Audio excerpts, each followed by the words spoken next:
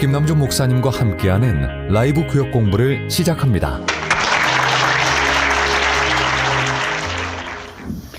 성도 여러분 잘 지내셨습니까? 이제 화창한 봄날이고요. 이제 겨울옷을 이제 집어넣어야 되겠다는 생각을 어제 비로소 했습니다. 어제 부산에는 잘 다녀왔고요. 여러분들이 기도 많이 해주셔서 은혜가 있었습니다. 자, 오늘 우리 구역 공부 죄와 은혜의 집에 제 11장 복음이 죄를 이길 힘을 주기 때문에 신자는 죄의 영향을 받지만 지배를 받지는 않는다. 얘기입니다.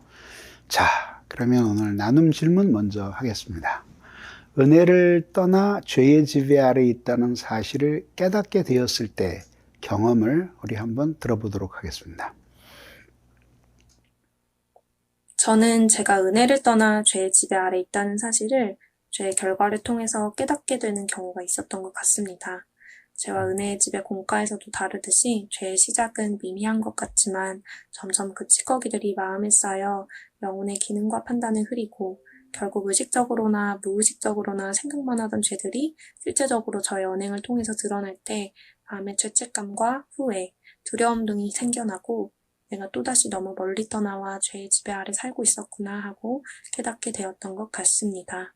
저는 세상의 가치를 쫓다가 허무감을 느낄 때 제가 지금 죄의 지배 아래 있었다는 사실을 깨닫게 됩니다. 세상의 즐거움과 저 스스로의 만족을 쫓으며 살 때는 마치 그것이 저를 행복하게 해줄 수 있을 것 같다는 착각에 빠지게 되고 저의 현재 상태를 직시하지 못합니다. 하지만 시간이 얼마 지나지 않아 결국 세상의 어떠한 것도 나에게 진정한 행복을 줄 수 없음을 깨닫고 허무감을 느끼게 됩니다. 그때야 비로소 제가 잘못된 가치를 쫓고 있었고 하나님이 아닌 세상의 다른 것들로 저의 마음을 채우려고 했음을 보게 됩니다. 작정한 듯이 하나님과 상관없는 삶을 살고 있고 매일 계획했던 은혜 생활은 어느새 무너져 버렸습니다. 자유하게 세상을 즐겼지만 즐길수록 제 영혼은 더 초라해지고 억압당했습니다. 무엇보다도 하나님과의 단절 속에서 오는 소외감은 말로 표현할 수 없는 고통으로 다가왔습니다. 네. 조금 아까 형제가 발표한 가운데 이제 쫓았다 그랬는데 좇았다입니다. 그 글자를 여러분들에게 교정해 드립니다. 자, 이렇게 세 형제 자매들의 이야기를 다 듣고 보니까 결국 죄의 지배 아래 있다는 사실을 깨닫게 되었을 때 세 분 모두 공통적으로 이야기한 건 고통이에요. 그러니까 고통스럽지 않았으면 아마 못 깨달을지 몰라요. 아까 마지막 자매님이 얘기한 것처럼 소외감, 그리고 고통, 이런 것들을 깨닫게 될 때, 내가 이렇게 은혜의 통치를 떠나서 죄의 집으로 이렇게 지배로 미끄러져 들어갈 때 많은 유혹들이 사실 나를 꿰어서 이렇게 미끄러지게 했는데 알고 보니까 이것이 진정한 행복을 주지 못하는구나 하는 것을 깨닫게 된 거죠. 자, 그러면 우리 문제가 아니라 한번 내용을 보겠습니다. 신자와 죄의 힘에 대해서 생각해 보겠습니다. 그 죄가 이제 지배를 하죠. 그러니까 쉽게 얘기하면은 죄가 신자에게도 죄의 영향을 끼칠 수 있지만 지배 기간이 길어져요. 그럴 경우에는 이제 신자의 내면의 세계뿐만이 아니라 외적인 삶까지 다 어떤 특정한 죄의 지배를 받으면서 그 죄를 쫓아가는 삶을 살게 되는 거예요. 이게 하나의 틀로서 다 이렇게 굳어지게 되는 거죠. 근데 그렇게 될 때에 죄의 지배력이 늘어나게 되는 거죠. 그림에 보면은 지금 이렇게 거의 꼭두각시처럼 움직이고 있잖아요. 그죠? 그래서 제가 아주 잘 드는 그 예화 가운데 하는데, 저는 사실은 회심 전에 그 술을 마셨고, 회심 후에도 마셨지만은 그렇게 막 생애 전체를 손꼽아 볼 때 술에 취해서 몸을 못 가눠 본다든지 아니면 너무 술이 마시고 싶다든지 그런 거를 저는 별로 느낀 적이 없어요. 그냥 기분이 우울하고 그래서 술을 먹고 싶다라는 생각은 했지만, 물론 지금은 그렇게 하지 않습니다. 근데 없어요. 그런데 그러니까 쉽게 얘기하면은 술을 좋아해도 거기에 인박이거나 혹은 중독 상태에 들어간 건 아니죠.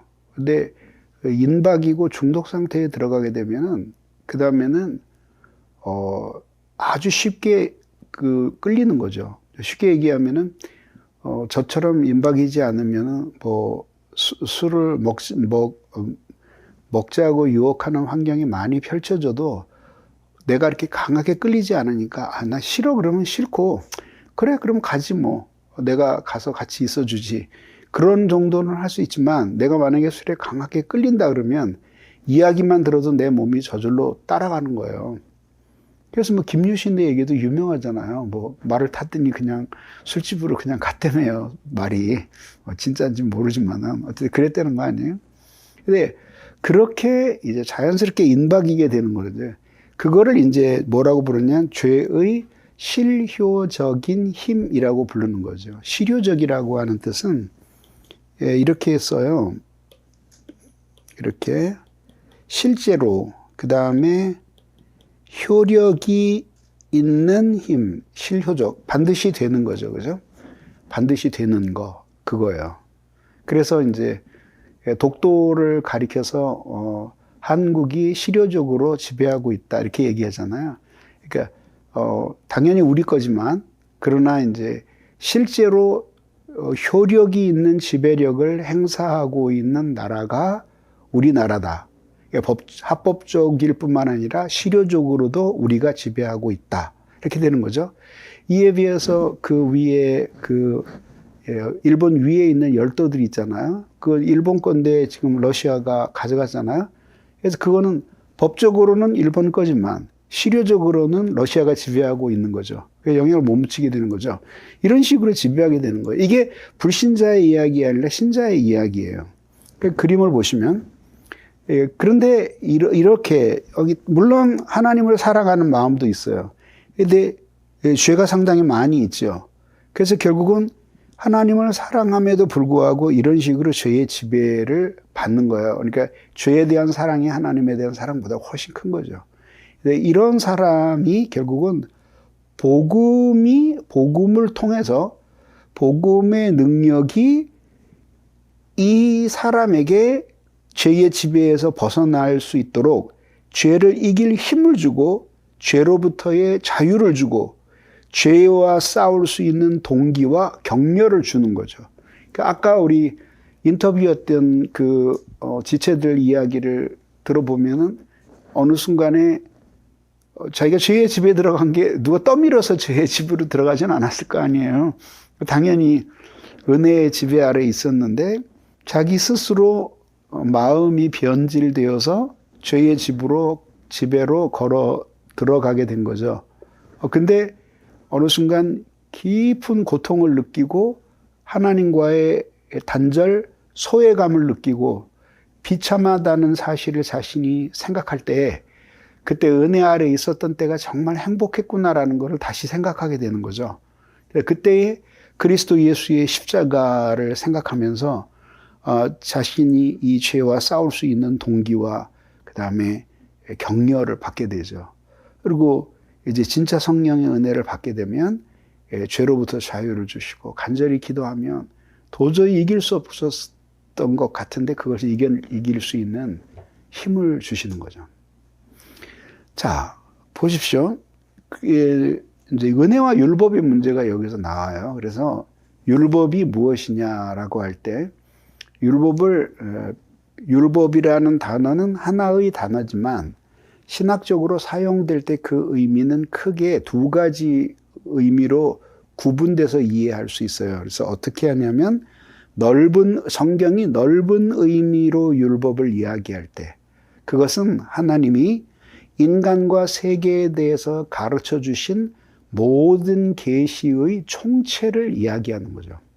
그러니까 시편에서 말씀 그럴 때 그 말씀이 어떤 때에는 구약의 모세 오경을 비롯한 율법만을 가리킬 때도 있지만 많은 경우에 어쨌든 하나님이 세계와 인간에 대해서 가르쳐 주신 모든 계시의 지식, 인간의 양심 안에 있던 혹은 그 밤마다 뜨는 달, 아침마다 뜨는 해를 보면서 그 천지의 조화를 보면서 느끼는 것이든지 간에 모든 하나님이 하여튼 모든 인간과 세계에 대해 주시는 계시의 총체를, 이게 넓은 의미의 율법이에요.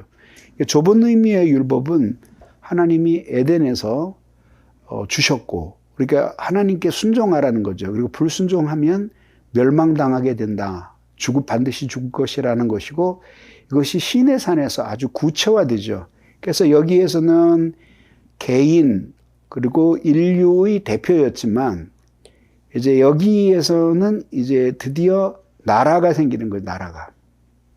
나라. 그러니까 결국은 이스라엘이 생겨나게 되는 거죠. 이스라엘이. 예. 그러면서 여기서 율법이 아주 상세하게 주어지게 됩니다.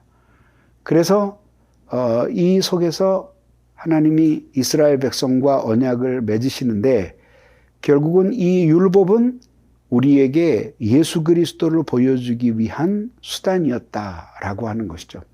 그래서 결국 인간이 도저히 그 율법대로 살 수 없다는 사실을 깨닫고 결국은 밖으로부터 오는 하나님의 도움이 우리를 구원으로 데려갈 것이다라는 믿음을 가져다 주었는데, 그래서 예수 그리스도가 오셔서 그 율법대로 우리의 모든 죄를 짊어지고 율법의 판결대로 예수 그리스도께서 죽으시는 거예요. 그것을 이제 우리들이 그 율법과 그리스도의 관계라고 말할 수가 있는 것이죠. 자, 그렇게 보면 다음에 이제 하나님이 이제 세상을 창조하시고 인간을 다스리셔요. 근데 그 다스리시는 방식이 두 방식이에요. 그게 뭐냐면 하나는 율법으로 다스리시고 그 다음에 또 하나는 은혜로 다스리시는 거죠. 그래서 이 율법의 총체는 십계명이에요. 십계명. 요게 율법의 핵심이에요. 그러니까 이런 식으로 생각하시면 돼요. 여기에 십계명이 있고 10가지 계명이 있고 그리고 이것이 확산되어서 점점 퍼져나간 것이 구약 성경이다 이렇게 보면 되는 거죠.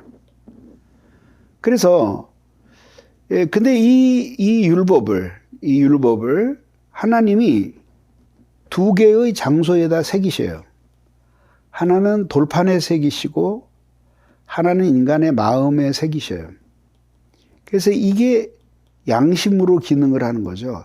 그래서 윤리학자들이 양심은 신의 음성이다 라고 해요. 양심 신성설이라고 얘기해요. 자, 그런데 그래서 이제 보면은 이제 이거죠.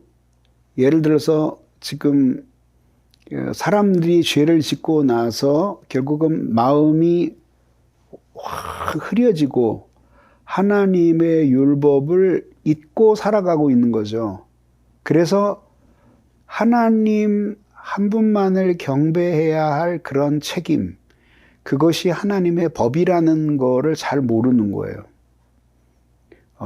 그렇지만 인간 속에는 모든 사람들 속에 절대자가 있다라고 하는 의식이 어느 정도 살아있는 거죠. 그리고 그 절대자는 둘일 수가 없어요. 왜냐하면 둘이라면 만약에 절대자가 둘이라면 그것은 이미 절대자가 아니에요. 왜냐하면 절대라고 하는 것은 대를 끊는다는 뜻이에요. 이렇게 연결될 수 있는 이 상대가 없다는 뜻이에요. 그러니까 절대자는 둘이 있을 수가 없어요. 둘이 있으면 절대자가 아니에요. 그럼 만약에 둘이 그냥 100번 양보해서 절대자 비슷한 존재가 둘이 있다 그러면 사실은 둘 중 아무도 꼭 필요한 존재가 아닌 거죠. 그런 의식이 인간들 속에 있는 거예요. 더욱이 뒤로 넘어가면 이제 그 율법이 크게 두 부분으로 되어 있잖아요. 요거는 하나님께 대한 계명이고 그다음에 인간에 대한 계명이에요. 그죠? 그래서 그 부모를 공경하라부터 시작을 해서 등등 쭉 살인하지 말라, 뭐 도둑질하지 말라 쭉 나오잖아요. 근데 그거를 가만히 보면 동양에서는 살인하는 것이 큰 죄고, 그 다음에 서양에서는 살인하는 것이 칭찬할 만한 행동이고 그렇진 않잖아요. 서양에서는 부모를 공경하는 것이 죄이고 동양에서는 부모를 공경하는 것이 큰 덕이다. 이런 식으로 되진 않잖아요. 그 파스칼도 그런 얘기를, 피레네 산맥을, 인간의 도덕이라는 것이 얼마나 우스운지 봐라. 그러면서 피레네 산맥을 중심으로 이쪽에서는 선하다고 생각되는 것이 이쪽으로 가면 악하다라고 하는 경우가 있다. 물론 그런 경우 있을 수 있어요. 그러나 그것은 지엽적인 것이지 본질적인 것은 아니에요. 산맥을 중심으로 이쪽 동네에서는 살인을 칭찬하고 이쪽 동네에서는 살인을 비판하고 그러지는 않는다는 거죠. 그 이하의 작은 문화적인 차이라든지 혹은 정치 지도자들이 권력을 가지고 나라를 지배하기 위해서 등등등 여러 가지로 그런 것들을, 도덕들을 자신들이 만들어내서 강요하기 때문에 이런 문제들이 생겨나는 것이죠. 그래서 어떻든지 간에 불신자는 양심 속에 그것이 율법을 하나님이 주셔서, 그래서 결국은 그 양심이 율법이 되어서 그들이 올바로 살았는지를 측정하게 되는 거죠. 그래서 뭐 예수 믿기 전에 태어난 사람은 어떤 식으로 무엇에 근거해서 형벌을 받느냐, 그건 이제 자기 자신의 양심이 율법이 되는 거죠. 그러니까 자신의 양심이 이미 자신을 판단하고 있는 거죠. 그러고 그 다음에 이제 신자는 하나님이 은혜로 통치하시는 거예요. 그럼 신자에게는 은혜만 있고 그러면은 양심은 없느냐? 그런 뜻은 아니죠. 그러니까 하나님이 이 불신자는 양심으로서 저울질 하셔서 평가를 하실 뿐만 아니라 선악을 생각할 때에도 자신의 양심에 비추어서, 그래서 이제 선과 악을 행하게 되는 거예요. 그리고 이것도 상당히 많은 변동의 가능성이 있다는 것을 제가 자기 깨어짐 속에서 이야기를 하게 된 거죠. 그래서 뭐 예를 한번 들어볼까요? 예를 들어서 아프리카에 있는 나라들 중에는 아주 어려서 담배를 피우고 어른이 되면 담배를 피우면 아주 우스꽝스럽다고 여기는 문화를 가진 족속들이 있어요. 그때 아이들이 뭐 6, 7살 이렇게 되면서 담배를 배우기 시작을 해가지고 성인이 되면은 그 담배를 끊는 거예요. 근데 많은 나라에서는 그렇게 하질 않고 아이들이 담배를 피면은 좋은 것이 아니다 이렇게 생각을 하고, 어른이 되면 어느 정도 관용을 하잖아요. 물론 지금은 그것도 자꾸 못 피게 하는 쪽으로 가고 있지만 어쨌든 그렇단 말이에요. 예. 그런 하나의 문화적인 차이는 있을 수 있는 거죠. 그러니까 양심도 마찬가지예요. 그래서 이 신자에게 은혜만 있는 게 아니라 양심도 있어요. 당연히. 그래서 하나님의 은혜가 뚝 떨어져서 죄의 지배 속에 들어가도 사실은 하나님을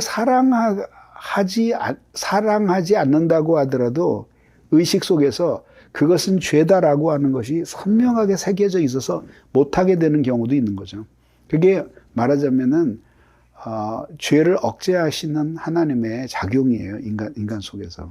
그래서 은혜가 떨어졌다고 인간이 짐승처럼 변하는 것은 아닌 이유가 결국은 하나님이 이런 양심을 살아있게 하시기 때문에 사회의 질서와 이런 것들이 유지되고 돌아가게끔 하신 것이죠.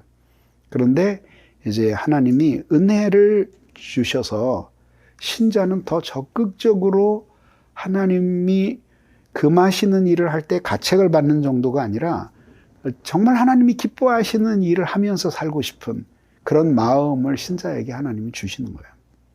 그래서 결국 하나님이 신자를 은혜의 통치로 다스리시는 거예요. 그게 사랑이죠. 자, 나눔 질문해 보겠습니다. 충만한 은혜 생활을 할 때의 마음과 미끄러졌을 때 마음이 어떻게 달랐는지 이야기해 봅시다. 들어보겠습니다. 충만한 은혜의 생활을 할 때에는 나의 행복에 대해 깊이 고민할 필요가 없었습니다. 충만한 은혜는 어디에 있든지 무엇을 하든지 늘 하나님을 생각하게 해주어 일상의 모든 일이 기쁨이며 묵상할 것들로 가득하게 만들어 주었습니다.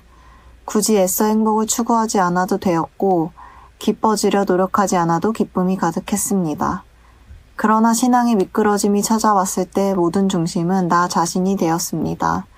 나의 행복이 가장 중요한 가치가 되어 죄의 씨앗이 마음속에 생겨나 세상의 가치관, 이기심들이 자라났고 죄가 순식간에 삶의 지배자가 되게 만들었습니다. 그것은 모든 생각이 주님이시라면 어떻게 하셨을까라는 생각을 하지 못하게 만들어 오직 나의 미래, 나의 삶의 윤택감, 나의 마음을 돌보고 신경 쓰는 일에만 몰두하게 되었습니다. 충만한 은혜 생활을 할 때는 말씀을 통해 하나님을 알수록 하나님을 더 사랑하는 마음을 주셨습니다. 자아의 욕구대로 하고 싶은 마음보다는 하나님의 말씀대로 살고 싶은 강한 마음을 주시고 그렇게 살도록 순종하게 해주셨습니다. 복음을 전하고 싶은 마음이나 용서하는 마음, 작은 일에도 감사함을 느끼고 어려운 일에는 더욱 하나님을 의지하는 마음이었습니다. 그러나 신앙에서 미끄러졌을 때는 말씀을 듣고 기도를 하면서도 하나님을 사랑하고 싶은 마음이나 하나님을 더 알고 싶은 마음이 없었습니다. 마음은 하나님과의 친밀한 관계보다는 의무감으로 가득 차 있었습니다. 영혼의 상태에는 무관심하면서도 세상의 기준에는 온갖 관심을 가졌고 감사보다는 불만이 넘쳐났고 하나님을 의지하며 사는 것에 불편함을 느끼는 마음이었습니다. 충만한 은혜 생활을 할 때의 마음은 그리스도의 평강이 제 마음을 주장하는 듯한 느낌이 들었습니다. 늘 어떤 상황 속에서라도 하나님께서 저와 가까이 동행해 주신다는 기분이 들었고 그 울림으로 인해 생활 속에서 드러나는 나의 언행이 기쁨과 즐거움으로 함께할 수 있었습니다. 반대로 신앙에서 미끄러졌을 때의 마음은 가장 먼저 마음의 평안이 사라졌다는 불안한 감정과 주님께서 마음속에 지어주셨던 질서들이 무너지는 기분 탓에 삶에서 나타나는 나의 언행이 옛사람의 모습으로 돌아가는 것만 같았습니다. 결국 어떻게든 그리스도의 빛으로 살기 위해 여러 가지 은혜의 방편으로 다시 주님께 돌아가야 한다는 생각이 들었습니다. 저 형제 자매들은 진짜 주님을 만난 분들 같으네요. 그래서 여기서 주워 들은 이야기가 아니라 자기가 실제로 기뻐해보고 실제로 그 고통하기를 은혜 아래서 죄 아래서 다 해본 분들 같아요. 자, 여러분 이런 생각해 보세요. 자기 사랑도 사랑이고 하나님 사랑도 사랑이잖아요. 그러니까 하나님의 사랑을 가져다 주는 것은 원인이 은혜예요. 은혜. 성령의 은혜가 하나님 은혜 그 자체가 사랑의 감화예요. 감화. 그래서 은혜가 있는 곳에는 항상 하나님을 향한 사랑이 있고 하나님을 향한 사랑이 있는 곳에는 당연히 하나님의 형상을 닮은 인간에 대한 사랑이 있게 마련이죠. 근데 이 하나님의 사랑에는 놀라운 질서가 있어요. 그래서 하나님을 사랑할 때에는 사랑하는 마음 때문에 이 안에서 사랑 그 자체가 갈등을 일으키지는 않아요. 무슨 뜻인지 다시 한번 설명드릴까요? 인간이 하나님을 사랑하잖아요. 그러면 하나님을 사랑하지 않으려는 이기적인 자아와 하나님을 사랑하려는 나 사이에는 갈등이 있을 수 있지만 하나님을 사랑하는 마음 그 자체에는 어떤 컨트래딕션, 모순들이 생겨나지 않아요. 왜냐하면 하나님의 사랑 안에는 놀라운 질서가 있어요. 그래서 존귀히 여길 것, 그 다음으로 귀하게 여길 것, 그 다음으로 소중하게 여길 것, 하찮게 여겨도 좋을 것, 이런 딱 질서를 따라서 사랑을 하게 되는 거예요. 근데 자기 사랑은 똑같은 종류의 사랑인데, 근데 그 사랑은 항상 그 문제를 끊임없이 만들어내는 거죠. 예를 들어서 이제 자기 사랑의 은혜에서 멀어져서 자기 사랑이 충만해져요. 그래서 주님을 떠나요. 그래서 죄 가운데로 들어가게 되죠. 그럼 자기가 시키는 대로 할 거 아니에요. 근데 내가 나를 사랑하기 때문에 A를 선택했어요. 그 다음에 내가 나를 사랑하기 때문에 후에는 또 B를 선택해요. 근데 이 두 개가 서로 충돌을 일으켜서 내 마음 안에서 모순들이 막 생겨나게 되는 거죠. 그래서 자기를 사랑하게 될 때 그 순간에는 무엇인가 꽉 찬 것 같고 나름대로 질서가 이루어지는 것 같지만은 시간이 지나고 나면 내 안에 내가 하나가 되지 않고 찢어지는 거예요. 수많은 내가 서로 싸움질하는 게 느껴지는 거죠. 이렇게 되는 동안에 이 안에서 수많은 갈등과 모순들이 생겨나게 되는 거죠. 그래서 결국은 잠시 누리던 기쁨보다 더 큰 고통을 자기 분열 속에서 경험하게 되는 거예요. 그렇기 때문에 결국은 자기 사랑의 마지막 열매는 쓰디쓴 고통이에요. 그걸로 돌아오는 거죠. 자, 보겠습니다. 자, 은혜 아래에 있는 신자와 죄의 관계를 보면 원리적인 측면에서는 사실은 죄는 죽었어요. 왜냐하면 하나님을 사랑하기 때문에 생명과 성령의 법이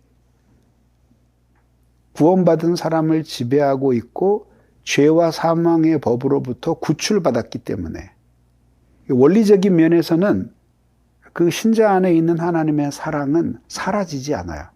근데 실제적인 측면에서 보면 이 신자에게도 여전히 죄가 남아 있어요. 그래서 믿고 순종하면서 살면 하나님의 사랑이 계속 그를 주관하여 평안하고 그리고 의미 있고 충만한 삶을 살 수 있지만, 그러나 하나님께 순종하지 않고 하나님의 말씀의 은혜를 받지 않을 때, 생각이 미끄러질 때, 마음을 지키지 못할 때 죄는 점점 이렇게 자기 자신을 넓혀가는 거죠. 이것이 현실이에요, 현실. 그래서 신자가 어떤 경우에도 하나님을 사랑하지 않을 수는 없지만, 그러나 하나님을 전혀 모르는 사람보다도 더 악하고 나쁜 상황이 될 수도 있는 거죠. 굉장히 두려운 거죠.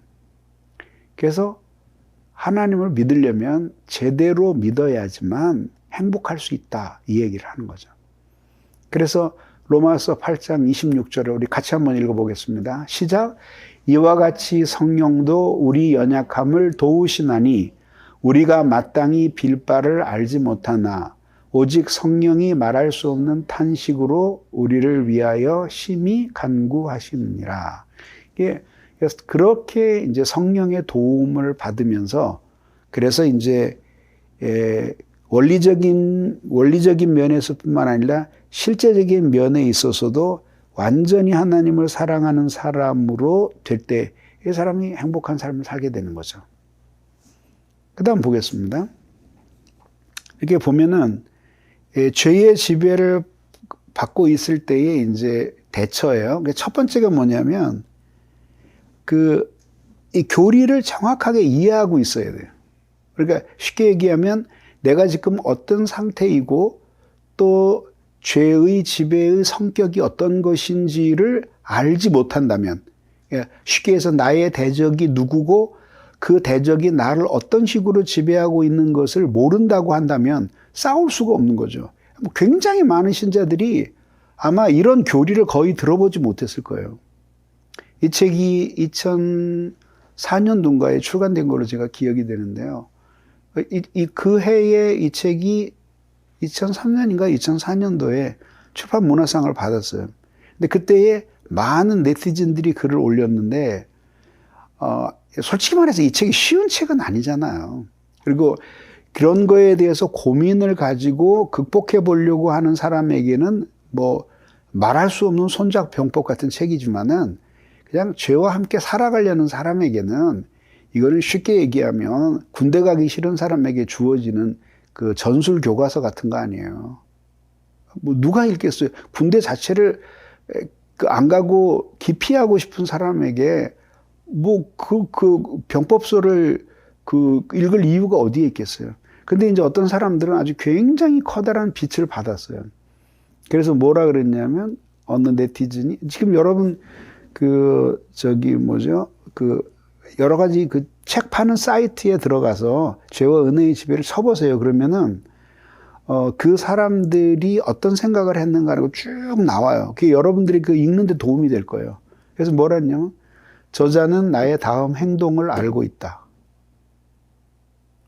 그러니까 한 번도 그런 식으로 자신의 마음을 정밀하게 들여다본 적이 없었던 거죠. 그런 것이 사실은 청교도들이 가지고 있는 강점이에요. 체험적이고 아주 세밀한 그 인간 내면을 들여다보는 그런 신앙 말입니다. 근데 그래서 그 다음에 뭐냐면 이제 생각을 통제하는 거예요. 생각을.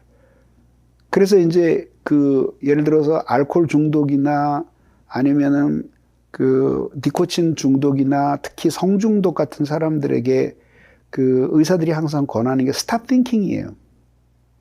일단 생각이 딱 들어가게 되면 그런 생각이 계속 꼬리를 물면서 정서를 불러일으키고 그러면서 의지가 굴복하게 되는 거죠. 그래서 스탑 띵킹. 네가 연약하고 유혹받는 그 문제에 대해서 생각이 떠오를 때 딱 끊어라. 자꾸 끊는 연습을 해라. 그거를 못하고 있다 나중에 싸우는 것보다는 훨씬 쉽다. 그 뜻이에요. 그 다음에 믿음을 가져야 된다는 거죠. 왜냐하면 나는 하나님의 자녀고 그리고 내가 비록 잠시 실패해서 죄의 지배 아래 있지만 하나님은 선하시기 때문에 나를 여기서 건져내실 것이다. 그리고 하나님의 은혜가 결코 나를 버리시지 않을 것이다. 라는 그런 확신을 가지고 자신의 삶의 상황에서 어떤 식으로 죄가 지배하고 어떤 식으로 하나님의 은혜가 역사한지를 생각하면서 극복할 수 있는 길을 해야 돼요.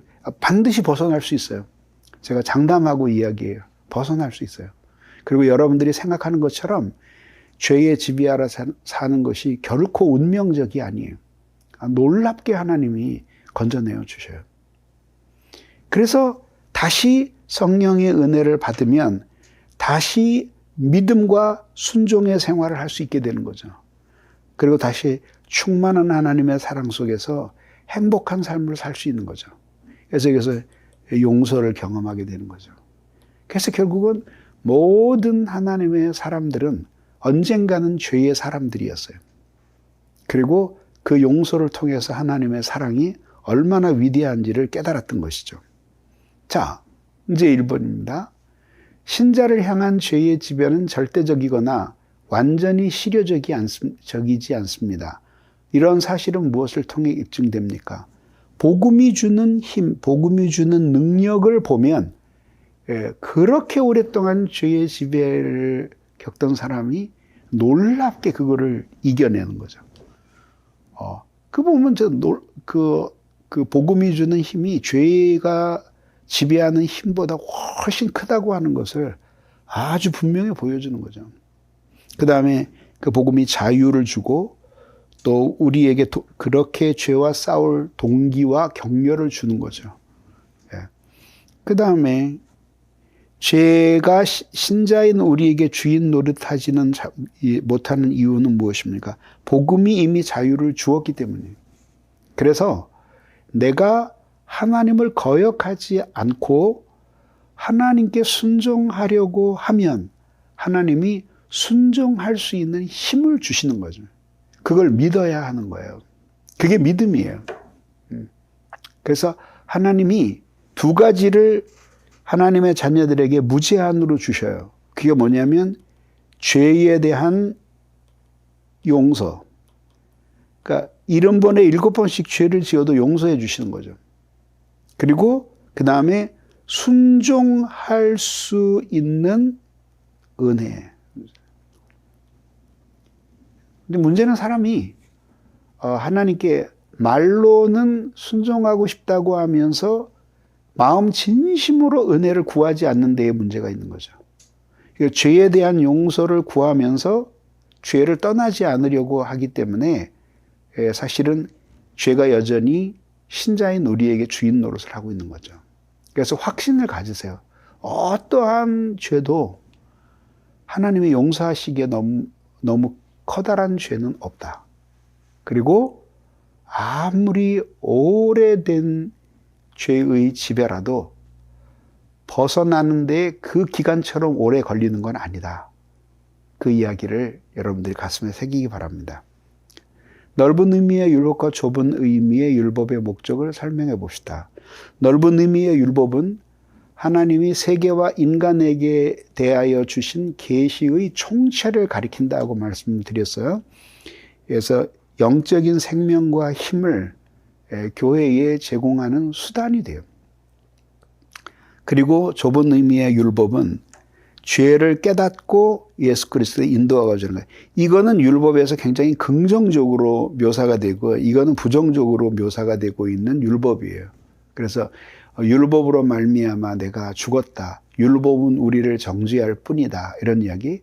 하나님의 말씀이 나를 살렸나이다. 그건 전자에 해당되는 거죠.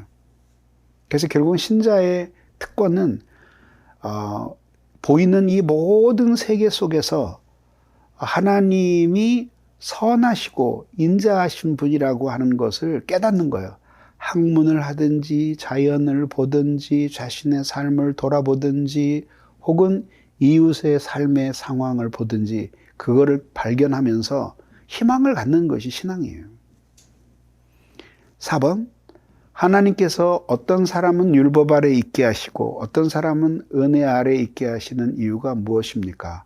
결국 그리스도를 향한 믿음의 유무를 따라서 어떤 사람은 여전히 율법 아래 있고 어떤 사람은 예수 그리스도를 향한 믿음을 가지고 은혜 아래 들어오게 하시는 거죠. 5입니다. 저자는 성적인 타락 때문에 깊은 영적인 침체에 빠진 지체에게 어떤 구체적인 권면을 해주고 있습니까? 그에게 가장 큰 문제는 무엇입니까? 첫째가 뭐냐면 아까 오각형에서도 설명했지만 더 요약하면 죄 죽임의 원리, 그 다음에 은혜의 지배의 원리를 배우라. 그래서 신자가 죄를 죽이는 것은 생명력 있는 삶을 사는 가장 중요한 비결이에요. 그래서 은혜가 하나님이 우리의 마음 안에 이렇게 은혜를 주시잖아요. 이 은혜가 아주 좋아하는 두 축이 있어요. 그게 뭐냐면 죄 죽임과 그 다음에 순종의 삶이에요. 죄 죽임과 순종의 삶이 있을 때에 하나님이 주신 은혜는 너무 좋아해서 이 은혜가 계속 이렇게 커져가는 거예요. 커져가는 거예요. 그러면 죄는 뭘 좋아할까요? 반대겠죠. 죄 살림 그리고 불순종 할 때에 반대로 죄는 계속 이게 커져가는 거예요. 가장 큰 문제는 뭐예요? 죄에 대해서 너무 모르는 거예요. 그러니까 사실은 빛에 대해서 안 사람만이 어두움을 진정으로 안 사람이고요. 그리고 빛에 대한 관념은 어두움을 배경으로 생겨나게 되는 거죠. 그러니까 죄에 대한 그 사람의 지식과 거룩함에 대한 지식은 정확하게 비례해요. 그러니까 그 죄에 대해서 무지하다라고 하는 것은 거룩함에 대해서 무지하다 이런 이야기입니다. 죄의 지배가 너무 강해서 항거할 수 없을 때 대처하는 6가지 방법은 무엇입니까? 이게 아까 나온 그 오각형하고 거의 비슷한 내용이에요. 그래서 죄의 지배의 교리를 기억할 것. 이게 가장 시급해요. 이걸 배우는 것이. 그다음에 삶의 환경을 정비하라. 계속 죄를 지을 수 있는 환경을 내버려둬서는 안 된단 말이죠. 은혜의 교리를 배우고 기억하라. 그다음에 진리의 말씀을 믿으라. 죄를 이기도록 어떨 때 하나님이 죄를 이길 수 있는 은혜를 주시는지를 배워보라 이거는. 아, 내가 기도를 많이 했더니 하나님이 그래도 내 마음을 바꿔주시더라. 찬양을 많이 불렀더니 하나님이 내 마음이 죄를 향하던 마음을 하나님 말씀으로 향하게 만들어 주었다. 아, 은혜 받은 친구와 함께 교제하니까 하나님이 하나님 뜻대로 살고 싶은 마음을 주더라. 라고 하는 그런 많은 방법들이 있잖아요. 그게 결국은 둘로 집중이 되는 거예요. 말씀과 기도로 집중이 되는 거죠. 방법 마지막에 이제 그리스도를 생각하라는 거죠. 왜냐하면 그리스도께서 십자가에서 못 박혀 죽으신 것이 과연 내가 이렇게 살라고 예수님이 그렇게 십자가에 죽으신 것인가 이렇게를 생각하면서 내가 양심이 나에게 송사해서 그래서 너는 도저히 그런 죄를 짓고는 하나님께 돌아갈 수 없다. 그럴 때에 예수님이 우리의 모든 죄를 지고 죽으신 것을 기억하면서 주님께 돌아갈 힘과 용기를 얻는 것입니다. 여러분들이 이번 한 주도 믿음으로 잘 살아서 이 교리들을 실천하고 어둠 속에 있는 많은 사람들을 깨우는 한 주가 되기를 바랍니다. 대단히 감사합니다.